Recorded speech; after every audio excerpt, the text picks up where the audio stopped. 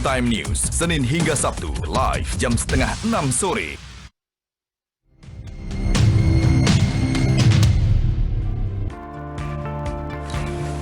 Anda kembali bersama kami di Newsline, pemirsa. Saya Jason Sambo. Pemirsa, air bersih merupakan kebutuhan utama bagi manusia dan menjadi faktor penentu dalam kesehatan dan kesejahteraan masyarakat. Terlebih ketika masa pandemi COVID-19. Untuk itu, Shopee Indonesia mendukung penuh upaya Pangdam 9 Udayana dalam menyediakan air bersih di sejumlah wilayah di NTT dengan membangun pompa air di titik-titik krusial. Seperti inilah pemirsa keseharian warga di Kabupaten TTS NTT ketika ingin mengambil air bersih beberapa waktu lalu. Selain jarak yang jauh, medan terjal, licin, dan bebatuan harus dilalui oleh warga. Krisis air bersih ini terjadi di beberapa kabupaten NTT sejak Juli tahun lalu. Tak heran tingkat kesembuhan COVID-19 untuk wilayah ini hanya mencapai 56%. Sumur bor menjadi salah satu solusi dalam mendapatkan sumber daya air. Namun ironisnya, untuk membangun sumur bor di wilayah ini memakan biaya yang cukup tinggi. Untuk itu, Pangdam 9 Udayana Maruli Simanjuntak menggandeng Shopee Indonesia untuk menyediakan sumber air bersih secara cepat dengan membangun pompa air di titik-titik krusial.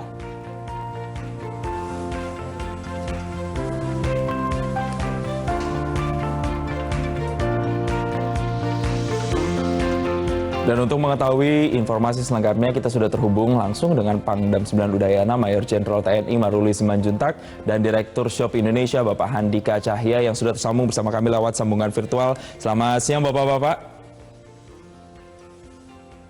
Selamat siang, Pak Jason. Ya. Terima kasih sudah bergabung bersama kami di Newsline. Mungkin saya pertama mau ke Pak Maruli dulu. Pak Maruli, boleh digambarkan, ini kan krisis air bersih sebenarnya yang terjadi di NTT ini kan sebenarnya sudah tidak hanya beberapa waktu belakangan, tapi sudah lama sebenarnya. Sekarang dengan adanya bantuan ini, kondisinya saat ini seperti apa, Pak Maruli? Berjalan, sudah ada beberapa titik yang kita buatkan pompa, yang mereka selama ini harus dari lembah ngambil air. Sekarang mereka cukup di atas, dan juga dia bisa mempergunakan untuk keperluan-keperluan sampai dengan tingkat pertanian yang tingkat hortikultura. Jadi sekarang bisa lebih kreatif untuk membuat kegiatan pertanian lainnya. Oke, Pak Maruli, sejak kapan sebenarnya program bantuan atau penyediaan air bersih ini dilakukan oleh Pak Maruli dan juga menggandeng Shopee Indonesia ini dilakukan untuk masyarakat di sana? Ya, saya menjabat di sini sekitar 2 bulan lebih, ya, hampir 3 bulan. Itu setelah saya kunjungan, saya lihat permasalahan, saya coba tanya-tanya bagaimana kira-kira alternatif solusi. Sebenarnya ini bukan solusi baru. Itu sudah 5-6 tahun yang lalu ada yang mengerjakan, tapi tidak berjalan terus karena butuh dievaluasi. Setelah sekian kita evaluasi, akhirnya kita coba kerjakan, sampai dengan sekarang sudah berjalan beberapa titik. Nah, saya kebetulan bertemu dengan teman-teman dari Shopee. Saya berbicara untuk bisa lebih meningkatkan yang bisa kita kerjakan, bisa lebih banyak. Dan kebetulan Shopee setuju untuk itu. Mungkin tanggapan bagaimana Shopee kenapa mau mendukung, silakan aja tanya sendiri, ya. Oke, sebelum saya tanya lagi nanti ke Pak Handika yang mewakili Shopee-nya, saya mau tanya untuk sebenarnya wilayah-wilayah yang menjadi titik fokus bantuan yang disediakan untuk air bersih di NTT ini sebenarnya ada berapa, Pak, yang membutuhkan? Wah, saya pikir ini bisa ratusan, Mas. Saya ini termasuk mungkin nanti di Sumbawa, bahkan sebetulnya di Jawa juga masih banyak.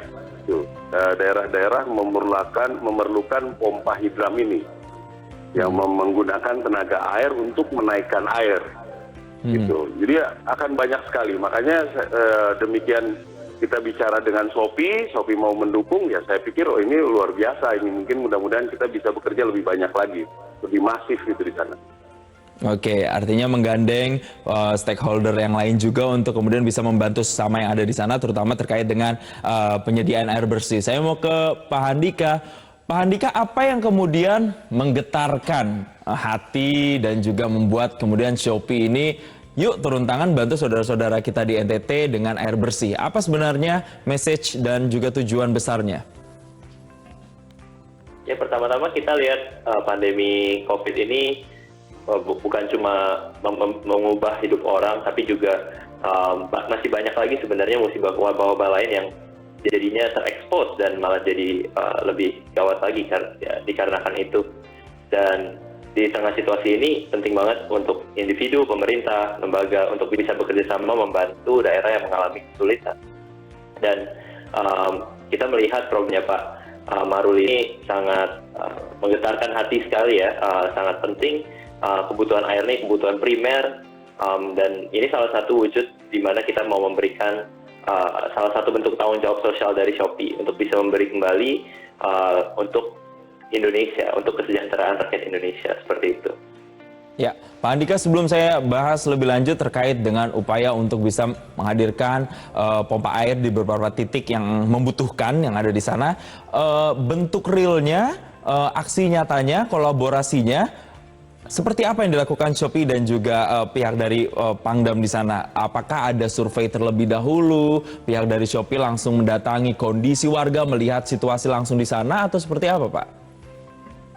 Iya, kita ada tim yang juga memantau situasinya, tapi tentunya ini programnya sebenarnya sangat-sangat dipimpin dan digagaskan sama Pak Maruli. Kita sifatnya membantu di sini, dan ya jadi untuk programnya sendiri kita berharap sih bisa jangka panjang ya, jadi kita bisa melihat apa sih yang kebutuhannya, kita bisa terus bantu dari waktu ke waktu juga. Untuk yang khususnya yang kali ini itu lebih khususnya ke pompa air ya, jadi kita membangun jumlah pompa air di 5 titik dengan Yayasan Pak Maruli ini, yang sekarang kita berharap bisa membantu lebih dari 1.000 rumah tangga di wilayah NTT. Ya, saya kembali lagi ke Pak Maruli. Pak, boleh digambarkan Pak, bagaimana kemudian bantuan ini signifikan, manfaatnya terasa di masyarakat? Apakah seberubah itu masyarakat benar-benar bisa menerima manfaat ini dengan baik? Ada perubahan besar terjadi di sana terkait dengan penyediaan air bersih, atau seperti apa Pak?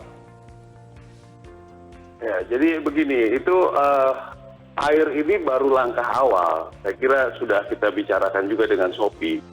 Nanti kita berkelanjutan dengan pertanian, peternakan, itu kelanjutannya. Jadi selama ini, dia kalau membawa air sampai berapa ratus meter terjal, sampai di atas, nggak mungkin dia lagi untuk buat nyiram tanaman atau buat ternak. Dia pasti pergunakan untuk maksimal buat sendiri. Dan inilah kalau sudah ada air, berarti dia bisa ke pertanian, ke peternakan. Dan ini sudah berlanjut, kita sudah punya dengan Shopee sudah mempersiapkan pilot project-nya di 2 desa. 2 desa ini kita akan support peternakannya, kita akan support pembibitannya. Kalau ini bisa berjalan, Shopee sudah siap untuk mengembangkan yang lebih lanjut lagi nanti. Begitu, Pak Jason. Berarti artinya upaya pengadaan pompa air atau penyediaan air bersih ini tidak hanya berhenti sampai di sini, akan ada lanjutannya lagi untuk kemudian bisa maksimal bantuan yang diberikan kepada masyarakat yang ada di sana, terutama memang mereka yang kekurangan terhadap akses air bersih. Pak Maruli dan Pak Andika, kita tahan dulu. Yang nanti saya akan tanyakan kemudian adalah bagaimana dengan respon masyarakat di sana setelah hadirnya bantuan air bersih ini dan bagaimana mereka merasakan manfaat tersebut. Kita akan bahas Pak Andika dan juga Pak Maruli usai jeda. Pemirsa jangan kemana-mana, kami kembali sesaat lagi.